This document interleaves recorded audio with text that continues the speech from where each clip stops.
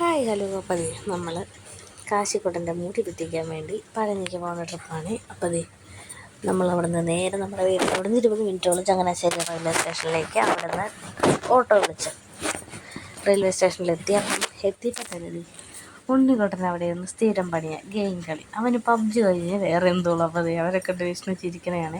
അപ്പം അച്ചാച്ച പുറത്തേക്ക് പോയിട്ടുണ്ടായിരുന്നു. ഞങ്ങൾ വണ്ടിയിൽ വന്നിറങ്ങിയപ്പോഴത്തേക്കും എന്തോ ചായ കുടിക്കാനോ എന്തോ കാര്യത്തിന് വേണ്ടിയിട്ട്. അപ്പോഴത്തേക്കും പിന്നെ അമ്മ എവിടെയാണെന്ന് നോക്കി ഞങ്ങൾ പോണതാണ്. അപ്പം ഇവർ 2 പേരും കൂടി കെട്ടല്ല അമ്മയുടെ കയ്യിൽ ഏൽപ്പിച്ചിട്ട് 2 പേരും 2 സ്ഥലത്തായിട്ട് പോയേക്കുവാണ്. അപ്പോൾ ഞങ്ങളുടെ ട്രെയിൻ 10:59 പറഞ്ഞത്. അപ്പോൾ അമൃത എക്സ്പ്രസ്സിനാണ് പോണത്. അപ്പം ഇന്ന് ട്രെയിൻ ലേറ്റായിട്ടായിരുന്നു അന്ന് വന്നത്. 10:59 പറഞ്ഞിട്ട് ട്രെയിൻ വന്നപ്പോഴത്തേക്ക് 11:30 ഒക്കെ ആയിരുന്നു. അപ്പോൾ ഇപ്പം നമ്മൾ നിൽക്കണം ഫസ്റ്റ് പ്ലാറ്റ്ഫോമിലാണ്. അപ്പോൾ എല്ലാവരും കൂടെ ഒത്തുകൂടി കഴിഞ്ഞ് കുറച്ച് നേരം അവിടെ നിന്ന് വർത്താനമൊക്കെ പറഞ്ഞു കഴിഞ്ഞു. പിന്നെ കാശിക്കോട്ട് നല്ല ഉറക്കമായിരുന്നു. അമ്മ കണ്ട വഴി കുത്തിപ്പോക്കി. അത് കഴിഞ്ഞ് കുറച്ച് നേരം എല്ലാം കഴിഞ്ഞ് കഴിയുമ്പോഴത്തേക്കും എല്ലാവരും കൂടി സെക്കൻഡ് പ്ലാറ്റ്ഫോമിലേക്ക് പോവുകയാണ്. അത് ഇവിടെ നിന്ന് കുറച്ചങ്ങോട്ട് നടന്നിട്ടുണ്ടെങ്കിൽ ഫുട്പാത്ത് വഴി അപ്പുറത്തേക്ക് കിടക്കാവേ. അപ്പോൾ എല്ലാവരും ഉണ്ട്. അപ്പോഴത്തേക്കും അച്ചാച്ച വന്നിട്ടുണ്ട്. കാശിക്കോട്ടനെ വാങ്ങി അച്ചാച്ചനെ കണ്ട വഴി കാശിക്കോട്ടൻ അച്ചാച്ചയുടെ കയ്യിൽ പോയി. അപ്പോൾ അത് കഴിഞ്ഞത് ട്രെയിൻ വരാൻ വേണ്ടിയിട്ട് അവിടെ വെയിറ്റ് ചെയ്യുവാണ്. അപ്പോൾ കാശിക്കോട്ടനെ കൊണ്ട് എൻ്റെ മാമനും പോയിട്ടുണ്ട്. അപ്പോൾ നമ്മുടെ ട്രെയിൻ വരുന്നുണ്ട്. 11:30 ആയപ്പോഴത്തേക്കും വന്നേ. 1.5 മണിക്കൂറോളം ട്രെയിൻ ലേറ്റായിരുന്നു. അപ്പോൾ ട്രെയിൻ കണ്ടപ്പോഴത്തേക്കും കാശിക്കോട്ടന് സന്തോഷമായി. ഇപ്പോൾ നമുക്ക് സീറ്റ് സ്ലീപ്പറായിരുന്നു ബുക്ക് ചെയ്തത്. അപ്പോൾ കിട്ടിയിരുന്നത് S14 ആയിരുന്നു. അപ്പം നമ്മൾ നിന്ന സ്ഥലം തെറ്റിപ്പോയി. നമ്മൾ വന്ന സൈഡിൽ നിന്ന് നോക്കിയാണ് S14 അവിടെ നിന്നത്. പക്ഷേ ട്രെയിൻ വരുന്ന ആ സൈഡിൽ നിന്ന് നോക്കിയിട്ട് വേണമായിരുന്നു നിൽക്കാൻ. ട്രെയിൻ വരാറായപ്പോഴാണ് ഞങ്ങൾക്ക് ആ ബോധം വന്നത്. അത് കഴിഞ്ഞിട്ട് 1 മിനിറ്റായിരുന്നു ചങ്ങനാശ്ശേരിയിൽ നിർത്തിയിടുന്നുണ്ടായിരുന്നുള്ളൂ. അപ്പോൾ അത് കഴിഞ്ഞപ്പോഴത്തേക്കും ട്രെയിൻ നിർത്തിയ വഴി കിട്ടിയ ബോഗിയിൽ ചാടി കയറി. അപ്പം നമ്മൾ കയറിയതെന്ന് പറഞ്ഞിട്ടുണ്ടെങ്കിൽ എവിടെയായിരുന്നു, നമുക്ക് S14 ആണ് ബോഗിയെങ്കിൽ നമ്മൾ കയറിയത് S4-ലോ 3-ലോ എങ്ങാണ്ടായിരുന്നു. അവിടുന്ന് എന്നിട്ട് ഈ ബോഗിയുടെ അവിടുന്ന് അങ്ങേറ്റം വരെ നടന്നിട്ട് ഭഗവാനെ നമ്മൾ പേടിച്ച് പോകും. കാരണം ഈ ഒരു ബോഗിയിൽ നിന്ന് അപ്പുറത്തെ ഇതിലേക്ക് ഘടിപ്പിക്കണ ആ ഭാഗമൊക്കെ എത്തുമ്പോഴത്തേക്കും ഭയങ്കര കുലുക്കായിരിക്കും. അതുപോലെ തന്നെ നമ്മൾ കടന്നു പോകുമ്പോഴത്തേക്കും ഈ ഡോറെല്ലാം തുറന്നിട്ട് അങ്ങനെയൊക്കെ ചെയ്ത് കഴിയുമ്പോഴത്തേക്കും നമ്മൾ നടന്നു പോകുമ്പോഴത്തേക്കും ട്രെയിൻ പെട്ടെന്ന് ഷെയ്ക്കാകുമ്പോഴത്തേക്കും നമ്മളതിലൂടെ ചാടിപ്പോകുന്നുള്ള പേടിയായിരിക്കും.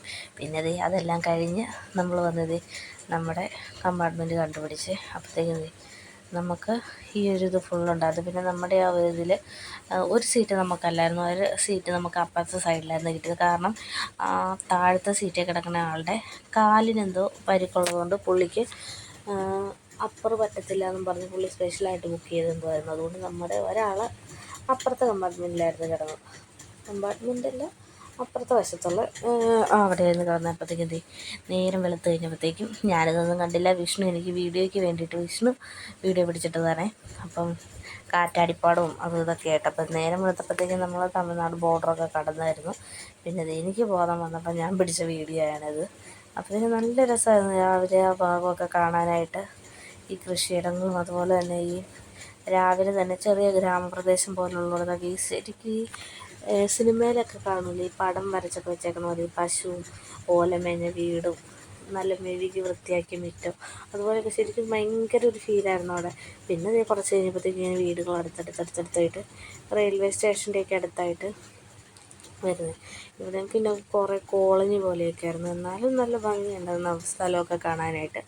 അപ്പോൾ നമ്മൾ ഇപ്പോൾ ട്രെയിൻ പതുക്കെയാണ് പോണത്. കാരണം എന്താണെന്ന് വെച്ചിട്ടുണ്ടെങ്കിൽ ഒരു സ്റ്റേഷൻ അടുക്കാറായിട്ടുണ്ട്. അപ്പോഴത്തേക്കും വീടൊക്കെ കണ്ടു വെച്ചിട്ട് നമ്മൾ ശരിക്കും ഇപ്പം മറിഞ്ഞു വീഴുന്നുള്ള രീതിയിലാണ് ആ വീടൊക്കെ നിൽക്കുന്നത്. പക്ഷേ അതിലൊക്കെ ആൾക്കാർ താമസിക്കുന്നുണ്ട്. അപ്പോഴത്തേക്കും നമ്മൾ ഏകദേശം അടുക്കാറായിട്ടുണ്ട്. അമൃത എക്സ്പ്രസ് രാവിലെ 6:30 ആകുമ്പോഴത്തേക്കും പളനി ചെല്ലുമായിരുന്നു. 6:30 അരമുക്കാലൊക്കെ ആയപ്പോൾ കറക്റ്റ് ആ സമയത്ത് തന്നെ ചെന്നു. ട്രെയിൻ നമുക്ക് ലേറ്റായിട്ടാണ് വന്നെങ്കിലും പിന്നെ പാലക്കാട് ജംഗ്ഷനിൽ കുറച്ച് നേരം പിടിച്ചിട്ടുണ്ടായിരുന്നു. എന്നാലും ട്രെയിൻ കറക്റ്റ് സമയത്ത് തന്നെ എത്തി. അപ്പോൾ പോണ വഴിക്ക് കാണുന്ന കാഴ്ചകളാണ് ഇതെല്ലാം.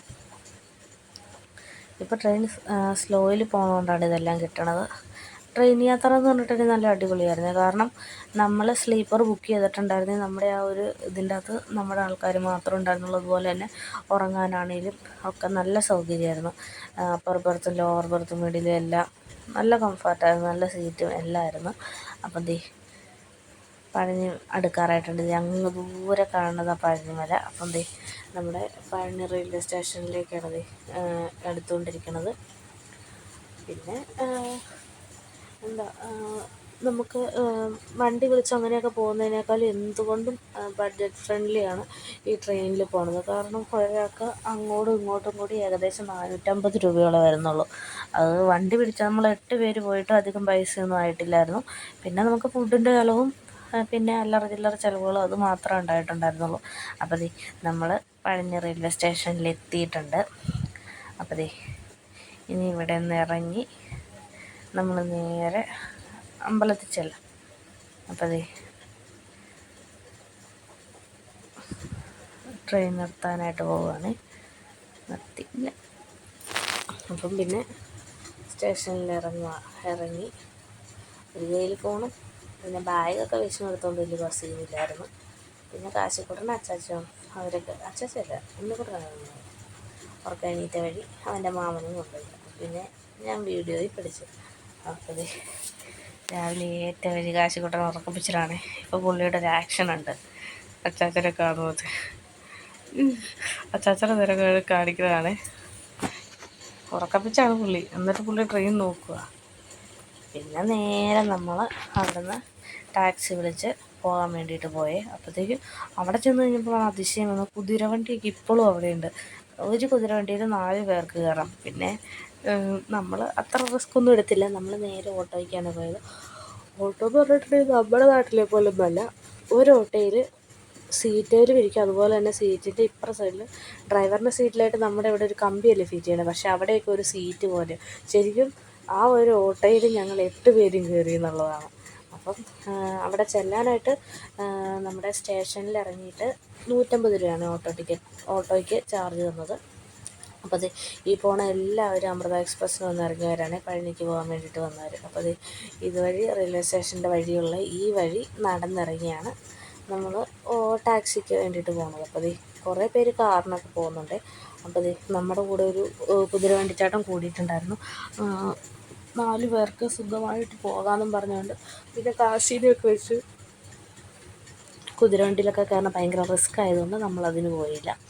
അപ്പോൾ പിന്നെ ഓട്ടോക്കാരനോട് പറഞ്ഞു നമ്മളെ ദേവസ്വം ബോർഡിൻ്റെ മുടി എടുക്കണം അവിടെ കൊണ്ടാക്കാനാണ് പറഞ്ഞത്. പക്ഷെ പുള്ളി കൊണ്ടയാക്കിയത് ദേവസ്വം ബോർഡിൻ്റെ ക്വാർട്ടേഴ്സിലായിരുന്നു. അപ്പോൾ എന്തായാലും അതിൻ്റെ അവിടെ നിന്ന് കുറച്ച് പോയാൽ മതിയായിരുന്നു. പിന്നെ നമ്മളവിടെ ചെന്ന് ദേവസ്വം ബോർഡിൻ്റെ റൂമൊന്നും ഇല്ലാത്തതുകൊണ്ട് നമ്മൾ പ്രൈവറ്റായിട്ട് ഒരു പുള്ളി വന്ന് നമ്മുടെ പുറകെ ഭയങ്കരമായിട്ട് നമുക്ക് റൂം വേണ്ടെന്ന് പറഞ്ഞിട്ട് പുള്ളി നമ്മളെ ചീത്ത വിളിക്കുമായിരുന്നു. പിന്നെ ദേവസ്വം ബോർഡിൻ്റെ അവിടെ റൂം കിട്ടാത്തതുകൊണ്ട് നമ്മൾ പ്രൈവറ്റായിട്ട് റൂം എടുത്തു. റൂം നല്ല റൂമൊക്കെ ആയിരുന്നു. ഏകദേശം 1500 റൂമിന് വേണ്ടി വന്നു. അപ്പം എന്തായാലും പിന്നെ കാശിനെ കൊണ്ട് അതിലേക്ക് നടക്കുന്നത് റിസ്ക് ആയതുകൊണ്ട് നമ്മൾ ആ റൂം എടുത്തേച്ച് കാശിക്കുട്ടനെ കുളിപ്പിച്ചൊന്നുമില്ല. നേരെ കാശിക്കുട്ടനായിട്ട് ദേവസ്വം ബോർഡിൻ്റെ മുടി എടുക്കുന്ന സ്ഥലത്തേക്ക് പോയി. അപ്പോൾ ഈ ഓട്ടോയിൽ ഈ സൈഡിലെ സീറ്റ് കണ്ടത്, ഇപ്പുറ സീറ്റ് പോലെ തന്നെ ഈ സൈഡിലെ സീറ്റ് എന്തുകൊണ്ട് നമുക്കത് ഉപകാരമായിരുന്നു. പിന്നെ നമ്മളെടുത്ത റൂമിലേക്ക് പോവുകയാണ്. അപ്പം എല്ലാവർക്കും കൂടി ഒരു റൂമേ എടുത്തുള്ളൂ. കാരണം നമ്മളവിടെ സ്റ്റേ ഇല്ല. മുടി എടുത്തു കഴിഞ്ഞ് നമ്മൾ 6:45 ചെന്ന് മുടി എടുത്തു കഴിഞ്ഞ് ഭഗവാനെ തൊഴുത് കഴിഞ്ഞ് നേരെ 6 മണിക്ക് നമുക്ക് റിട്ടേൺ ടിക്കറ്റും എടുത്തിട്ടുണ്ട്. അപ്പോൾ എന്തായാലും നമുക്കൊന്ന് കുളിച്ച് ഫ്രഷ് ആവാനുള്ള സമയം മാത്രം അവിടെ മതി. പിന്നെ നമ്മൾ അമ്പലത്തിൽ പോകുമ്പോഴത്തേക്കും ജസ്റ്റ് ബാഗൊക്കെ വെക്കാനുള്ള ആ ഒരു ഇതും. പിന്നെ അപ്പോഴത്തേക്കും ഈ പുള്ളിയായിരുന്നു നമുക്ക് റൂം ഒപ്പിച്ച് തന്നെ. ഈ പുള്ളിയുടെ പെരുമാറ്റം എന്ന് പറഞ്ഞിട്ടുണ്ടെങ്കിൽ പിടിച്ചിട്ട് 2 എണ്ണം കൊടുക്കാൻ തോന്നും. എന്തായാലും നമുക്ക് ചെയ്യാൻ പറ്റത്തില്ലല്ലോ. കാരണം അവിടുത്തെ ജീവനും കൊണ്ട് നമുക്ക് പോകാറുണ്ട്. അപ്പോൾ ഇവിടെ നേരെ കാച്ചിക്കുടനെ കൊണ്ട് മുടിയെടുക്കാൻ വേണ്ടിയിട്ട് പോവുകയാണ് ചെയ്തത്. അവിടെ ചെന്ന് കഴിഞ്ഞപ്പോൾ ഫുൾ തട്ടിപ്പായിരുന്നു. കാരണം ദേവസ്വം ബോർഡിൻ്റെ അവിടെ നമ്മൾ മുടിയെടുക്കുന്നതിന് പൈസയൊന്നും കൊടുക്കേണ്ട ആവശ്യമില്ലായിരുന്നു. പക്ഷേ അവർ നമ്മുടെ അതിന് പിടിച്ച് പറിക്കണ പോലെ പൈസ മേടിക്കുമായിരുന്നു. പിന്നെ അവർ വീഡിയോ ഒന്നും എടുക്കാൻ നമ്മളെ സമ്മതിക്കില്ല. ഒരാളുടെ മുടി എടുത്തതിന് 100 രൂപ വെച്ച് കൊടുക്കാൻ പറഞ്ഞു. അപ്പോൾ 2 പേരുണ്ടല്ലോ എന്ന് വെച്ച് ഒരാളുടെ കയ്യിൽ 200 രൂപ കൊടുത്തു കഴിഞ്ഞ് പുള്ളി ചെക്ക് ചെയ്താൽ മറ്റേ ആൾക്ക് കൊടുക്കില്ല. മറ്റേ ആൾ മുടി എടുത്തു കഴിഞ്ഞപ്പോൾ അയാൾക്കും വേണം. അങ്ങനെ 300 രൂപ നമ്മുടെ കയ്യിൽ നിന്ന് അവർ വസൂലാക്കി. പിന്നെ അതെല്ലാം കഴിഞ്ഞ് വന്ന് കാശിക്കുടനെ കുളിപ്പിച്ചൊക്കെ കഴിഞ്ഞ് കഴിഞ്ഞപ്പോഴത്തേക്ക് തൊട്ടടുത്തുള്ള ഹോട്ടലിൽ കയറി നമ്മൾ ഫുഡ് കഴിച്ച് നല്ല സൂപ്പർ ഫുഡായിരുന്നേ. മസാല ദോശയായിരുന്നു നമ്മൾ കഴിച്ചത്. കാരണം നമ്മുടെ ഇവിടെയുള്ള പോലെ ഒന്നുമില്ല. അതിൻ്റെ ചട്നി ആണെങ്കിലും ദോശയുടെ അകത്തെ ഫില്ലിംഗ് ആണെങ്കിലും എല്ലാം സൂപ്പറായിരുന്നു. നെയ് റോസ്റ്റൊക്കെ ഇങ്ങനെ മടക്ക് മടക്ക് പോലെ കൊണ്ടുപോകണത്. അപ്പം ഒരു മസാല ദോശ കഴിച്ച് കഴിയുമ്പോഴത്തേക്കും തന്നെ നമ്മുടെ വയർ ഫില്ലാവുകയെ. അത് കഴിഞ്ഞ് വിഷ്ണുവിന് പറ്റിയ അബദ്ധം എന്ന് പറഞ്ഞിട്ടുണ്ടെങ്കിൽ ഊത്തപ്പം എന്ന് കേട്ട് കഴിഞ്ഞ് വിഷ്ണു അത് കേട്ട പതി കേൾക്കാത്ത പതി പുള്ളി ഊത്തപ്പം ഓർഡർ ചെയ്ത് ലാസ്റ്റ് വന്നു കഴിഞ്ഞപ്പോഴത്തേക്കാണ് ഊത്തപ്പം എന്താണെന്ന് മനസ്സിലായത്. നമ്മുടെ സാധാ ദോശ ഇത്തിരി കൂടി വലുതായിട്ട് ചുട്ട് വെറുതെ കൊടുക്കണം. പുള്ളി കണ്ടതൊരു സവോളയൊക്കെ ഇട്ട് ഉണ്ടാക്കി ദോശയായിരുന്നു. പക്ഷേ പുള്ളിക്ക് കിട്ടിയത് ഇതായിരുന്നു. അതെല്ലാം കഴിഞ്ഞ് നേരെ നമ്മൾ അമ്പലത്തിലേക്ക് പോവുകയാണ്. അപ്പം അച്ഛനും സ്റ്റെപ്പ് കയറാൻ പറ്റാത്തതുകൊണ്ട് അച്ഛനും മണിച്ചനും കൂടെ ട്രെയിനിനായിരുന്നു മല കയറിയത്. അപ്പോഴത്തേക്കും പിന്നെ നമ്മൾ 2 സെറ്റായിട്ട് പിരിഞ്ഞു പോയി. പിന്നെ അമ്പലത്തിൻ്റെ സ്റ്റെപ്പ് കയറാൻ ചെന്നപ്പോഴത്തേക്കാണ് ഫോണെല്ലാം കിടക്കണമെന്ന് പറഞ്ഞ് നമ്മുടെ ഫോണെല്ലാം അവിടെ കൊടുത്തിട്ടുണ്ട്. പക്ഷേ അതെല്ലാം ശുദ്ധ തട്ടിപ്പായിരുന്നു. ഒത്തിരി പേരൊന്നും അവിടെ കൊടുത്തിട്ടൊന്നുമില്ലായിരുന്നു. അത് കൊടുത്തത് നമുക്ക് തന്നെയായി. അത് കഴിഞ്ഞ് നേരെ ഇവിടെയൊക്കെ പ്രാർത്ഥിച്ച് കഴിഞ്ഞ് അങ്ങോട്ടുള്ള വീഡിയോ ഒന്നും പിന്നെ നമുക്ക് എടുക്കാൻ പറ്റിയിട്ടില്ല. അത് കഴിഞ്ഞപ്പോഴത്തേക്കും വഴിയിൽ വെച്ച ഒരാൾ മുട്ടയടിച്ചിട്ട് പോകണവർ തലയിൽ ചന്ദനം പൂശണം എന്നും പറഞ്ഞ് കാശീനെയും വിഷ്ണുവിനെ അവിടെ പിടിച്ച് നിർത്തി ചന്ദനം പൂശുവാണ്. എന്നിട്ട് അവർ ആ ചന്ദനം പൂശിയതിന് അവർ 100 രൂപ. ഇവിടെ എന്ന് പറഞ്ഞിട്ടുണ്ടെങ്കിൽ മൊത്തം ബിസിനസ്സാണ്. എന്ത് ചെയ്താലും അതായത് നമ്മളെ എങ്ങനെ ഊറ്റി പിഴിയാമെന്ന് നോക്കിയാണ് അവിടെയുള്ള എല്ലാവരും നിൽക്കുന്നത്. കുറേ പിള്ളേർ സെറ്റുകൾ ഇങ്ങനെ വിട്ടിട്ടുണ്ട് കുഞ്ഞുങ്ങൾ സഹിതം നമ്മുടെ കയ്യിൽ നിന്ന് പൈസ മേടിച്ച് പിരിച്ചെടുക്കാനായിട്ട്. അപ്പോൾ നമ്മൾ തൊഴുതെല്ലാം കഴിഞ്ഞ് താഴെ വന്ന് എന്നിട്ട് നമുക്ക് അവിടെ നിൽക്കാൻ പറ്റില്ല. കാരണം അമ്പലത്തിൽ അടിച്ചു വാരണവർ മുതൽ അവിടെ ഓരോ ജോലി ചെയ്യണവരും അമ്പലത്തിൽ പൂജാകർമ്മങ്ങൾ ചെയ്യണവർ വരെ നമ്മുടെ കയ്യിൽ നിന്ന് പൈസ എണ്ണി പറഞ്ഞ് മേടിക്കണം. ശരിക്കും എന്തോ ഒരു ബിസിനസ് പോലെയാണ് അമ്പലത്തിൻ്റെ ഇവിടെ നടന്നുകൊണ്ടിരിക്കുന്നത്. പിന്നെ അതെല്ലാം കഴിഞ്ഞ് കഴിഞ്ഞപ്പോഴത്തേക്കും നമ്മൾ അമ്പലത്തിലേക്ക് തിരിച്ചു പോകണതാണ്. തിരിച്ചു പോകണമെന്ന് പറഞ്ഞിട്ട് ഞാൻ ഭയങ്കര ഇതായിരുന്നു. നമ്മൾ ചെരുപ്പെല്ലാം റൂമിൽ ഊരിയിട്ടേച്ചാണ് വന്നത്. പക്ഷേ തിരിച്ചു പോയപ്പോഴാണ് അതിൻ്റെ ബുദ്ധിമുട്ട് മനസ്സിലായത്. കാല് പൊള്ളിയിട്ടൊന്നും നിലത്ത് ചവിട്ടാൻ പോലും പറ്റണില്ലായിരുന്നു. അപ്പോൾ അച്ചാച്ചയായിരുന്നു ബുദ്ധിമാൻ, ചെരുപ്പൊന്നും ഊരിയിട്ടിട്ടില്ലായിരുന്നു. അച്ചാച്ച ചെരുപ്പ് അമ്പലത്തിൻ്റെ സ്റ്റെപ്പിൻ്റെ താഴെയായിട്ട് ഊരിയിട്ടിട്ടുണ്ടായിരുന്നു. അപ്പോൾ തിരിച്ചു വന്നപ്പോൾ അച്ചാച്ച സുഖമായിട്ട് വന്നു. ബാക്കി എല്ലാവരും തുള്ളി കളിച്ചാണ് കൂടിയത്. മാതിരി പൊരിഞ്ഞ വെയിലായിരുന്നു. പിന്നെ റൂമിൻ്റെ അവിടെ എത്തിയപ്പോഴത്തേക്കും അവിടെ പാനിപ്പൂരിയൊക്കെ സെറ്റാക്കണുണ്ടായിരുന്നു. പക്ഷേ വിഷ്ണു അതെനിക്ക് മേടിച്ചു തന്നില്ല, അഴുക്കാന്ന് പറഞ്ഞു. പിന്നെ പോട്ടെ, വേറെ എഗ്രിമെൻറ്റ് വെച്ചിട്ടുള്ളതുകൊണ്ട് ഞാനത് വെറുതെ വിട്ട്. അപ്പോൾ നമ്മൾ റൂമിലേക്ക് നടക്കുവാണ്. അപ്പം കുറച്ച് നേരം റൂമിൻ്റെ അകത്ത് ഇരുന്ന് കഴിഞ്ഞപ്പോഴത്തേക്കും ഇതിൻ്റെ നേരെ ഫ്രണ്ടിൽ നമ്മുടെ ഈ ക്വാർട്ടേഴ്സല്ല, റൂം എടുത്തതിൻ്റെ നേരെ ഫ്രണ്ടിലായിട്ടൊരു ചേരി പോലെ ഒരു കോളനി പോലുള്ള ഒരിടമാണ്. അപ്പോൾ അവിടെ ഉള്ളവർക്കൊക്കെ അവിടെ ഫുഡ് ഫ്രീ ആയിട്ട് കൊടുക്കണമെന്ന് തോന്നുന്നു. ഓരോരുത്തർ ഫുഡ് മേടിച്ചുകൊണ്ട് പോകുന്നുണ്ട്. പിന്നെ അമ്മ കാശിക്കുട്ടനെ പിടിച്ചുകൊണ്ട് അവിടെ നിൽപ്പുണ്ട്. കാശിക്കുട്ടൻ പനിയായിരുന്നെങ്കിലും പുള്ളിനെ കൊണ്ട് വലിയ പ്രശ്നമൊന്നും ഇല്ലായിരുന്നേ. പുള്ളി ഭയങ്കര കൂളായിരുന്നു. പിന്നെ ഫുഡ് കഴിക്കാൻ പുള്ളിക്ക് ഭയങ്കര മടിയായിരുന്നു. അവിടെ ചെന്നിട്ട് പുള്ളി ആകപ്പാടെ കഴിച്ചത് 2 സ്പൂൺ കുറുക്ക, പിന്നെ വേറെ ഒന്നും കഴിച്ചിട്ടില്ല. അപ്പോൾ ഫുഡ് മേടിച്ചുകൊണ്ട് പോകുന്നവരാണ്. എവിടെ നിന്നാണ് കിട്ടണമെന്നൊന്നും അറിയത്തില്ല. അപ്പം അത് കഴിഞ്ഞ് നേരെ ഞങ്ങൾ ഫുഡ് കഴിക്കാൻ വേണ്ടിയിട്ട് പോയി. അപ്പം അച്ഛനും അമ്മയും അച്ഛനൊന്നും കഴിച്ചിട്ടില്ല. അവിടെ ചെന്നിട്ട് അച്ഛൻ ചായ കുടിച്ച് മാത്രമായിരുന്നു ജീവിച്ചത്. അപ്പം അമ്മയും അച്ഛനും മണിച്ചനും എല്ലാവരും കൂടി വെജിറ്റേറിയൻ ഹോട്ടലിൽ പോയപ്പം ഞാൻ പറഞ്ഞ എഗ്രിമെൻറ്റ് പാലിക്കാൻ വേണ്ടി ഞാനും വിഷ്ണു ഉണ്ണിക്കുട്ടനും കൂടി തമിഴ്നാട് ബിരിയാണി അടിക്കാനാണ് പോയത്. അപ്പോൾ അതിൻ്റെ ഷോട്ട് ഞാൻ ഡീറ്റെയിൽ ആയിട്ട് ഇട്ടിട്ടുണ്ട്. അപ്പോൾ ഫുഡ് അവിടെ ചെന്ന് കഴിക്കുന്ന വീഡിയോ ആണ്. അപ്പം ബിരിയാണി മാത്രമല്ല, നമ്മൾ വേറെ സൂപ്പും ചിക്കൻ ചുക്ക അങ്ങനെ കുറേ സാധനമൊക്കെ മേടിച്ചിട്ടുണ്ടായിരുന്നു. സൂപ്പ് 2 പ്ലേറ്റുണ്ടായിരുന്നു. അപ്പോൾ മട്ടൺ സൂപ്പായിരുന്നു, അടിപൊളിയായിരുന്നു. പിന്നെ അതൊക്കെ കഴിച്ചത് എൻ്റെ യുദ്ധക്കളം കൊണ്ട് ഇതായിരുന്നു എൻ്റെ യുദ്ധക്കളം. നല്ല ക്ലീൻ ആൻഡ് പെർഫെക്റ്റ് ആക്കിയിട്ടുണ്ട്. പിന്നെ അതെല്ലാം കഴിഞ്ഞ് നമ്മൾ അവിടെ നിന്ന് ഇറങ്ങി ബില്ലൊക്കെ കൊടുത്തു കഴിഞ്ഞ് നേരെ നമ്മൾ പിന്നെ റൂമിൽ വന്നു. പിന്നെ കാശിക്കുട്ടനും അമ്മയൊക്കെ ആയിട്ട് ചുമ്മാ നടക്കാനിറങ്ങിയതാണ്. അവിടെ എല്ലാം കുറച്ച് നേരം നടന്ന് കണ്ടു. പിന്നെ നേരെ തിരിച്ച് റൂമിൽ വന്ന് നമ്മൾ റൂം വെക്കേറ്റ് ചെയ്യണം ചെയ്തത്. അപ്പോൾ ഇതായിരുന്നു നമ്മുടെ റൂം. അപ്പോൾ അവിടുന്ന് നമ്മൾ ലഗേജെല്ലാം എടുത്ത് നേരെ പുറത്തേക്ക് ഇറങ്ങി. അപ്പം അമ്മയൊക്കെ അവിടെ റെഡി ആയിട്ട് നിൽപ്പുണ്ട്. പിന്നെ നമ്മൾ അവിടെ നിന്ന് ഒരു ഓട്ടോ വിളിച്ച് നേരെ റെയിൽവേ സ്റ്റേഷനിലേക്ക് പോവുകയാണ് ചെയ്തത്.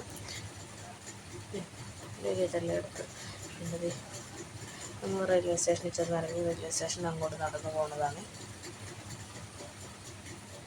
അപ്പം ഇത്രയൊക്കെ ഉള്ളൂ.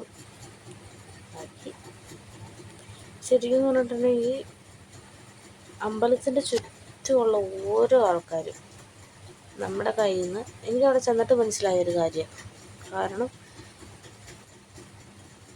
അവിടെ ഓരോന്ന് വിൽക്കാൻ നടക്കണവരാണെങ്കിൽ പോലും ചുമ്മാ നമ്മുടെ പുറകെ ഇങ്ങനെ ഈ ഈച്ച കൂടണ പോലെ കൂടി നമുക്ക് ഒരു സമാധാനം തരത്തില്ല.